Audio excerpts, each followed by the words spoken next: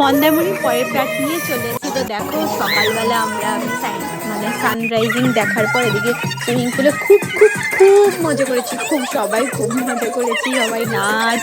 তারপরে একে মানে কি বলবো, বৌদিকে বারবার ধাক্কা দিয়ে দিচ্ছিলাম আর বৌদি তো বহুত ভয় পাচ্ছিল। আমরা খুব খুব খুব মজা করেছি। দেখো সবাই সবাই খুব মজা করেছি, বাচ্চারা মানে সবাই আমরা খুব খুব মজা করেছি।